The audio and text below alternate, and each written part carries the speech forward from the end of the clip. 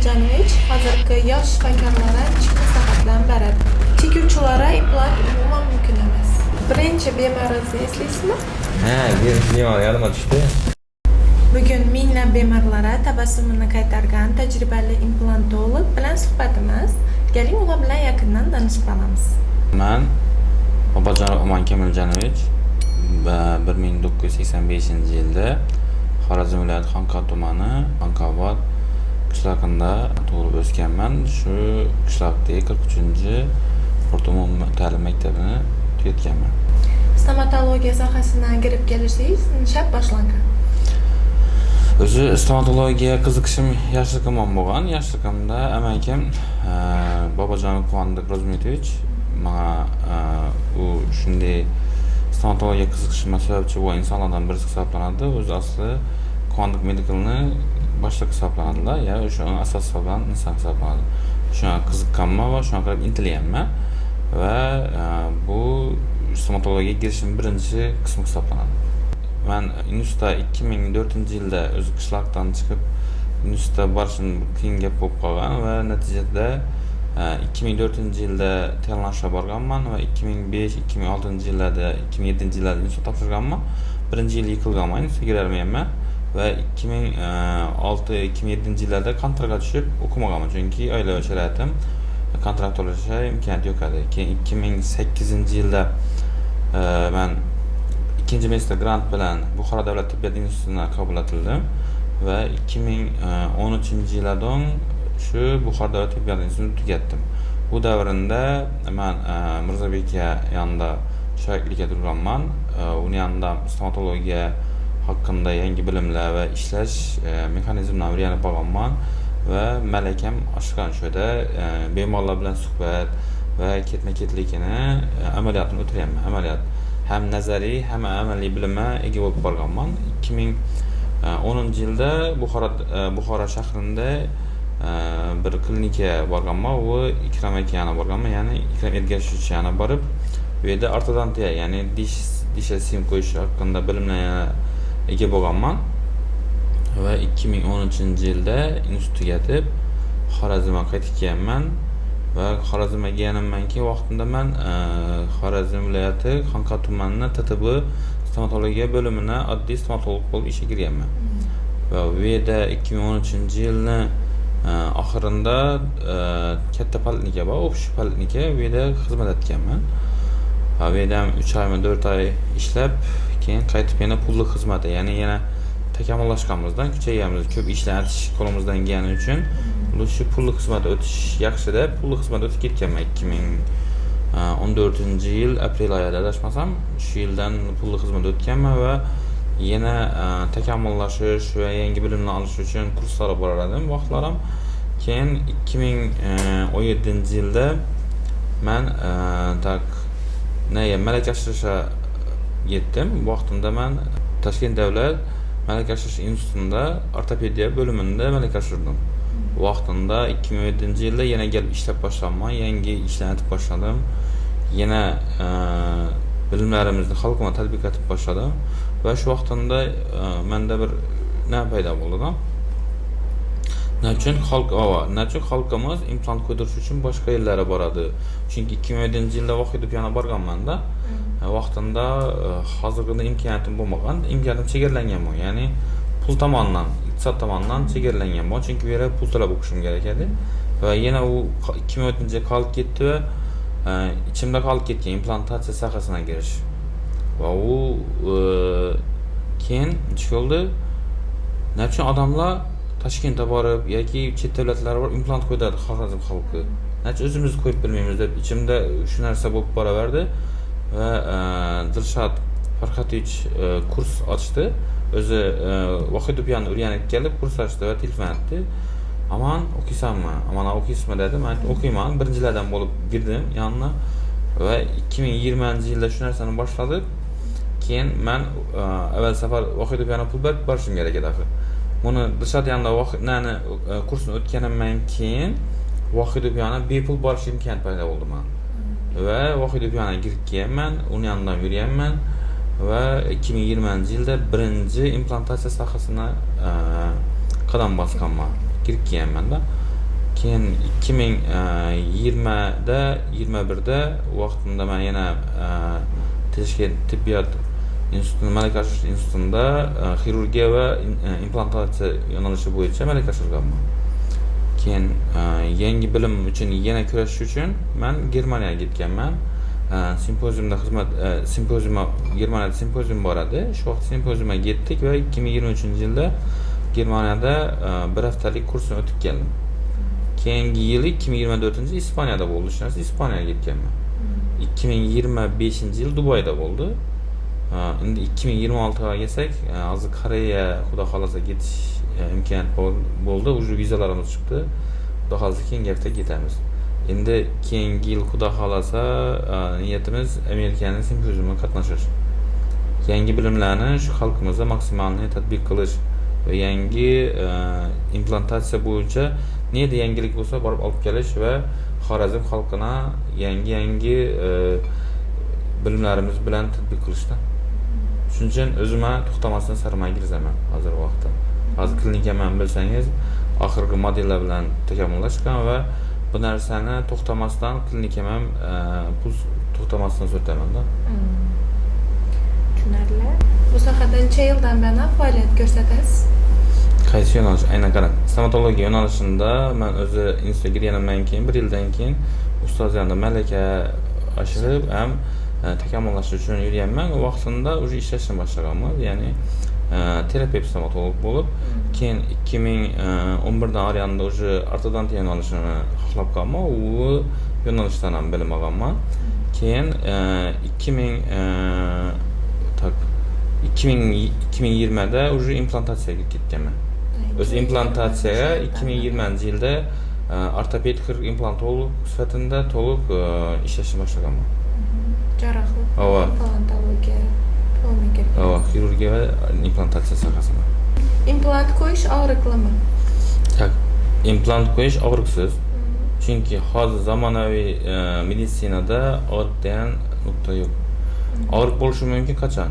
To'g'ri protokol qo'yilmaganda ya adnomoment implantatsiyada. Chunki adnomoment implantatsiyada dish olingan vaqtida Xudo taolo yaratgan nervlar bilan ta'minlangan bu vaqtda og'riq bo'lish ehtimoli bor.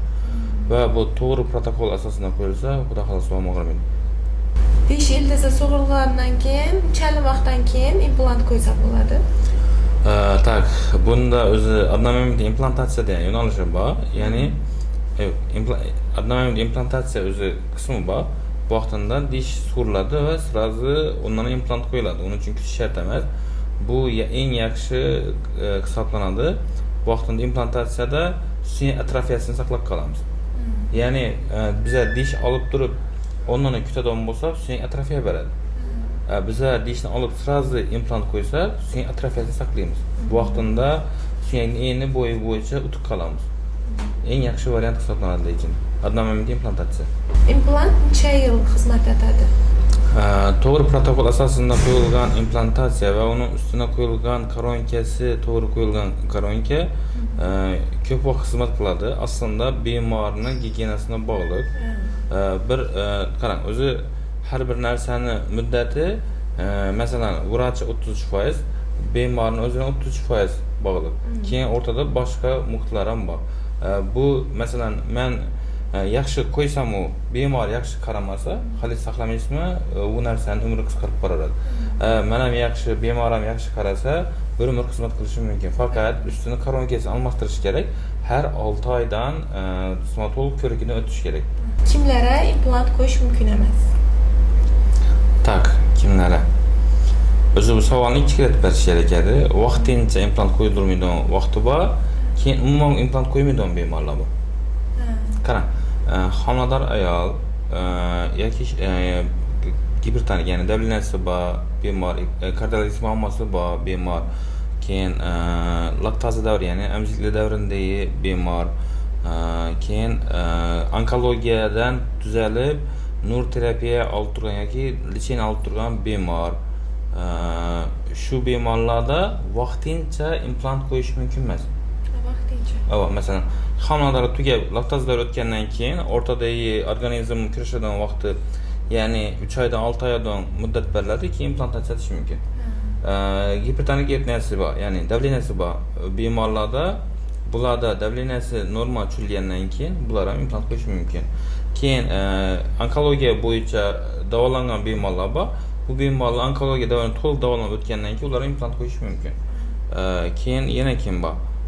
Bu yurakida muammosi bor, bu davolanadi. Davolangandan keyin bemorlar uni implantatsiya o'tkazish mumkin. Qo'yib bo'lmaydigan bemorlar bor, ruhiy kasali bo'lgan bemorlar bor. Bular umuman qo'yib bo'lmaydi. Aslida ularda boshqarib bo'lmaydi, shuning uchun qo'yib bo'lmaydi. Saxiri bor bemorlarni aslida mumkin. Ularni saxirini bir tartibga qo'yish kerak. Bu yerda doktor bilan gaplashib turib, holatini to'g'rilab turib, masalan, 10 mi 10, 13 mi 13 bir xil tartibda turib bersa, bemalol implantatsiya qilsa bo'ladi. Men 13 bo'lgan bemorlar ham implant qilganman. Ya'ni o'zi saxir 13 dir edi. Bemorning o'zi 75 yoshda bemalol implantatsiya o'tkazganman. Ya'ni bemor ovqatlanib yuribdi. Ya'ni oldingizda mazali ovqat kesadan yevermasangiz undan qiyin bo'lmasa kerak. O'zingiz ovqatlarni mazali pishirasiz-ku. Kelsadan dishi bo'lmasa qarab o'tirsangiz. Arzon implant bilan qimmat implantni farqi nimada bo'ladi? Tak, aslında bizlere firmalara nisbeten arzon qimmat bo'ladi, lekin uni sifatini albatta qarash kerak bo'ladi.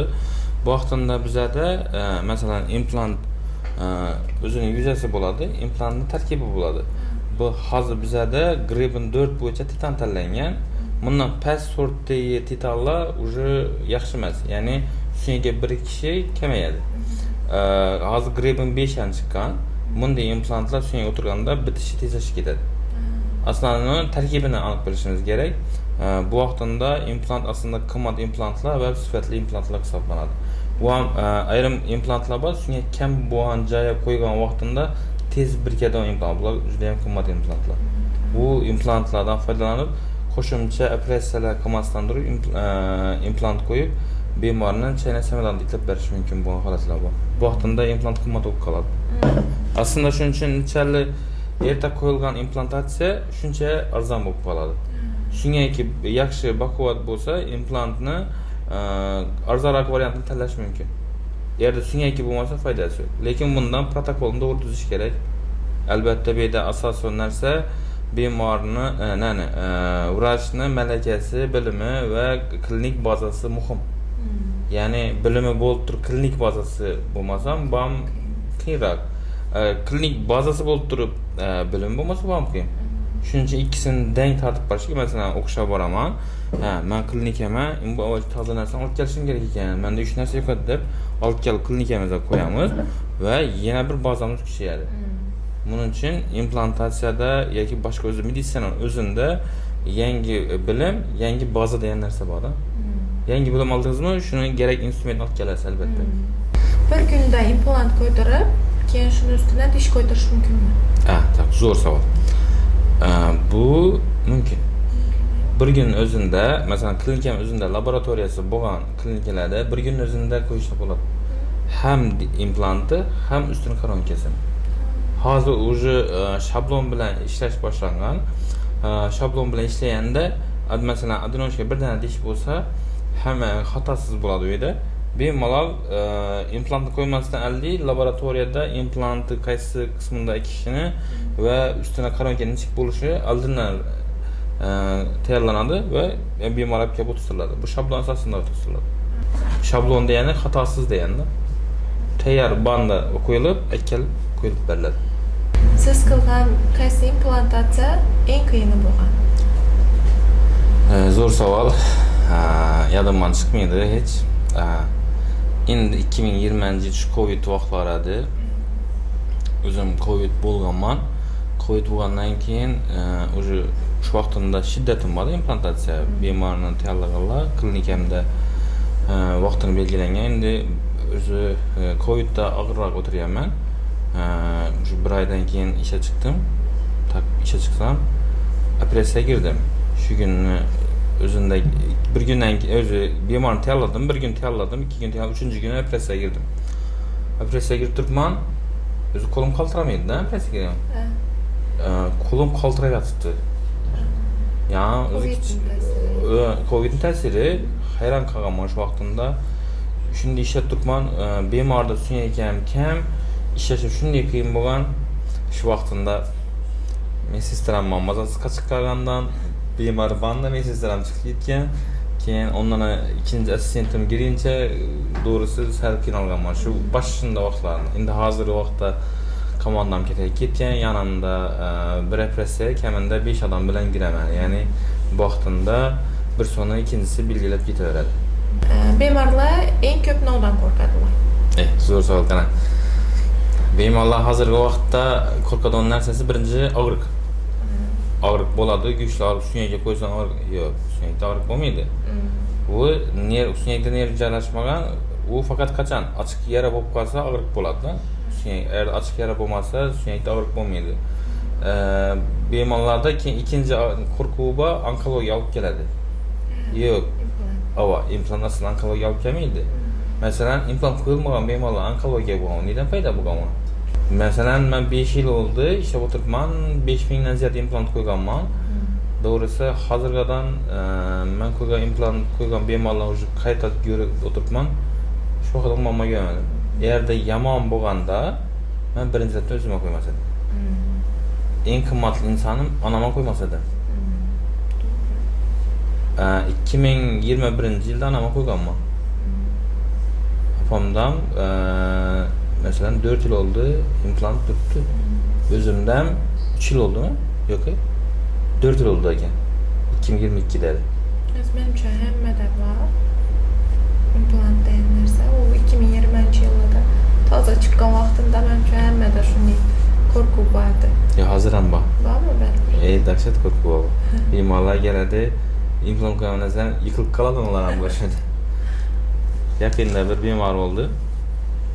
O bemor o'zi boshqa yerda dish ag'allar olarmaganlar. Menimcha bemor xalaqit bergan deb o'ylayman. Keldi, o'qilurdim, qarasam bemorni nastrel tushib qoldi. Keyin go'nglashib o'tirdimdan olib qo'yganimni bilmay qoldi. U dishini oldim. Keyin olganimdan keyin vahima tushib, mazasiga chiqib boshladi. Doğrusu bu hammasi qo'rquvdan-da. Men o'zi dishni olib qo'yganman. Omurga tushib qoldi yani kasal. Keyin omurdan chiqarib, normallashtirib, dishani chiqarib o'tirtirib, keyin u ham uyimga yaqin odam ekanda, uyimga ko'chada borib do'konni piyoda chiqdimda, ko'chada piyoda do'konga kelib chiqib yotirsam, "Assalomu alaykum" berdi-da. "Sen shu yerdan desa, men shu yerdanman" deydi. Yani kasal.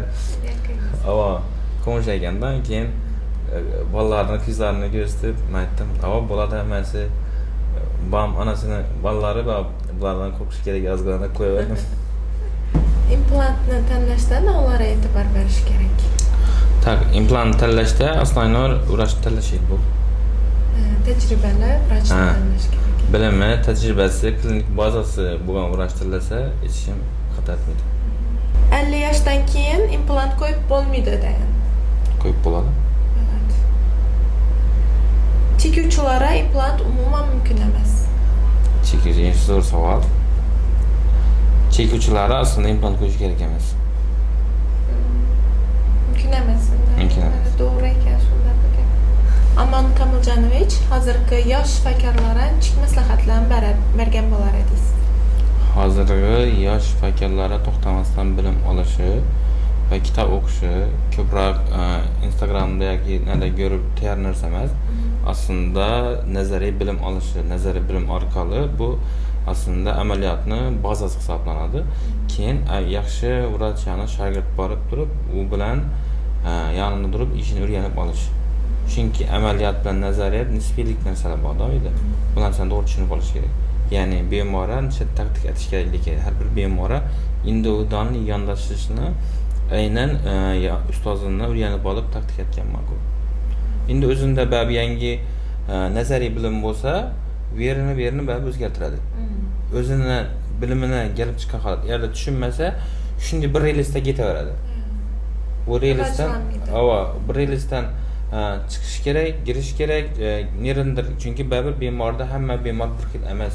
Ya'ni mashina zavoddan mashina chiqaversa, relisda ketsa, kelib hamma narsa yo'q. bemorda girib chiqadigan yerlari bor da.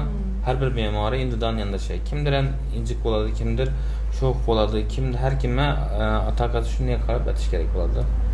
Hozirgi muvaffaqiyatingizni siri nimada bo'laysiz? Tak, ustozim aytganda, hech qachon yolg'on so'zlama. Hozir yolg'on so'zlasang, ertadan yana bir shu gapni boshqa yerda so'zlagan vaqtingda adashasan va natijada bu odamni ishonchini yo'qotasan. Birinchi o'rinda shu ishonchni yo'qotmaslik. Ikkinchilarda hammaga to'g'ri bo'lish va to'g'ri holatda yurish. Chestni bo'lish. Kelajak uchun eng katta maqsadingiz nima? Kelajakda eng yaxshi maqsadim bu vaqtimda stomatologiyada klinikani yana bir bor kataytirish, farzandlarimni o'z o'rnima qo'yib ketish, otasini karini tutgan odam hech qachon xor bo'lmaydi va kam bo'lmaydi. Bu asosan уже Kamilani уже 4-klass bo'ldi endi, ava katta qizim girib keladi, yanimda o'zimda ishtiyoq bor. O'zi harakat etib yuribdi. Akam azonda ishga boraman deb o'zi chiqadi, o'zi mashina minadi, keladi. Hozirgi vaqtda instrumentlarni adini o'rganib yuribdi. Kelajakda xudo xolasa onun o'rnida ketishga harakat etib turibmiz endi, bilim berib turibmiz. Undan keyin klinikani kataytirish niyatimiz bor. Yana bu yana ikkidan yangi g'oyamiz bor. Bu g'oyamizni hozir aytib bilmayman. Chunki amalan oshgandan keyin xudo xolasa ko'rasizlar, bu xalqimizga zo'r imkoniyat bo'ladi. Xudo xolasa shuning ustida ishlab turibmiz. Buning uchun ozgina kadr tarafdan kamchilikimiz bor. Bu kadrni to'g'rilab olsak, xudo xolasa bu naya tez orada erishamiz. Faqat kadrimizni erishib olsam, aylanib olib ketamiz. Dastlabki yillarda qiyinchiliklarga duch kelgansiz. Dastlabki klinikasiga kirib kelishimda o'zi boshda hamma narsa iqtisodiy tarafdan qiyinchilik bo'lgan. Xudo xolasa u narsani yengib o'tdik. Moliyaviy taraf. Shu moliyaviy tarafdan asosiy qiyinchilik bo'lgan va bu sabr etganmiz, intilyapmiz, harakat etganmiz. Aslangoy to'xtash kerak emas. Yengib o'tgansiz. Allohga shukr, yengib o'tdim. Har vaqt ham orqama qarab qo'yaman dedim. Keyin o'tgan davrlarim, o'tgan hayotim, Narjan bilan o'tirib gurunglashamiz-da. Shu bir endi qarasangiz shu telefon olish arzundan so'rab qolganda shu vaqtlar. Xudoga shukr, shu davrlar o'tib ketdi. Hozir imkoniyatimiz yaxshi. Hamma narsasi odamga ikkilik etmaslik va hamma yaxshilik tilaydigan odatim bor-da.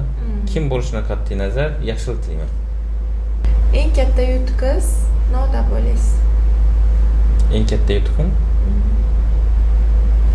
bakın o'ylab ko'rmayapman to'g'risi. Eng katta yutuqim. Qancha insoniyat uchun eng katta yutuq bu sog'liq bo'lsa kerak deb o'ylayman. Sog'lig'im, ota-onam yonimdaligi, oilam, sog' salomat yetishimchalik sog' salomat farzandlarim bor. Allohga shukr, shu eng katta yutuqim. Hava, o'zi bu hayotdagi hech narsani olib ketib bilmaysiz hayotda. Hayotda hamma narsani tashlab ketamiz. Faqat yaxshi qilgan amallarimizni oxiratga olib ketamiz. Faqat oxiratimizni bilsak bo'ldi. Xudo xolasa hammasi yaxshi bo'ladi. Klinikangiz boshqa klinikalardan nima bilan ajralib turadi deb o'ylaysiz? Tak, klinikamni boshqa klinikadan ajralib turadigan qismi aynan klinik baza jihatdan. Keyin asnoy men o'zim implantatsiya sohasi va xirurgiya sohasi bilan ko'p ishlaganim uchun ko'p qismidan shu yerdan ajralib turadi. Terapiya yo'nalishi bo'yicha уже bolalarimni hozir yanimda hamkasblarimni mukammallashtirib bordim. Xudo xolasa bu yo'nalishdan yutuqqa erishamiz. Ya'ni haqiqatan xalqimizga eng yaxshi kadrlarni tayyorlab turibmiz. Shu kadrimiz yetilsa, yangilikimizdan erishib qolamiz-da. Hozir shularni tayyorlab yotibman hozir shu narsa. Birinchi bemoringizni eslaysizmi? Birinchi bemorimni boshlagan vaqtda birinchi. Yo'q, qarang. Aynan birinchi bemorimni eslamayman. Chunki men birinchi bemor ko'rgan vaqtim student edim. Student vaqtida o'sha Student vaqtimda ishlayapman. Student vaqti kasal ko'ryapman, student vaqti o'sha ishlayapman. Shulardan birisi yaralanib ketdi. Mirzabek akamning klinikasida yuribman. Bir medsestramiz bor edi, dish og'rig'i. Men studentman. Aman dishimni davolab qo'ying dedi. O'zi vaqtida hozirgidek artikaylar, bunday yaxshi nalar bo'lmagan, vaqtida lidokain bo'lgan. Lidokainni ustoz tayyorlab qo'yadi-da. Keyin men ishlatdim. Lidokainni torttirdim-dan 0.01 yana adrenalin qo'shdim-da, ko'proq ta'sir etish uchun. Urdim o'qolni. Ag'irmaslik uchun emas, o'qolni ta'siri ko'p bo'lishi uchun. O'qolni urdim, mandibularni ko'pman. Ammo yuragim tez-tez urib turdi. Turayib ishlanib deb chiqaraman. U yangi o'zi bunga adrenalin solingan ekanda. Adrenalin chiqsa, adrenalin o'zi menga bir nisbatda qo'shiladi. Bunga 2 marta shunday qo'shilib ketganda, o'zi menga solingan ekan. U men bundan ham yana menga bir nisbatda so'rdirganman. U haqiqatan taxikardiya olib keladi-da, u yurakni tez urdiradi. Yurak tez. Yurak tez urdiradi. Aman qoldi ish qildi. Yo'q, yaxshi. Shu yerdan chiqib ketdi. U vaqt shuni aytdim, haqiqatan 3-kursmi, men adashmasam 3-kurs edim. O'sha 3-kurs vaqtimda bemor kasalni olib davolab beradi. Bu birinchisi emas, lekin boshidagi bemorlar ziyodizda ekan. Birinchi bemor yodimga tushdi. Birinchi bemorimda o'zi bir dana ishi bo'lgan. Bir dana? Qarradan. O'zi birinchi bemorimning bir dana ishi bo'lgan. Keyin ustoz aytgan shuni kanalni ishla, to'nbat turdi. O'zini u protez gizlagan bo'lganda ustoz. Keyin men charxlaganmandan dishni bandan tushib chiqqanman. Keyin yo'q, dishsiz qolmadi. Keyin Alisheram bor edi, Avezov Alisheram. Yaldadan turbana dedidan keyin o'zi do'g'irlab zutib bergan. Shu yerdan chiqqandan yerdan chiqib ketdi. Dishning perforati bandan chiqqanman. Lekin vaqtida hozirgidek malakam bo'lmaganda. Student vaqti. Ikkinchi kurs edim vaqtida. Ikkinchi kurs vaqti uchun dish davolashni boshlaganmiz. Agar doktorimizga yana ham savollaringiz bo'lsa, kommentariyalarda yozib qoldirsangizlar bo'ladi. Keyingi videolarda eng qiziqarli savollarga javob beramiz.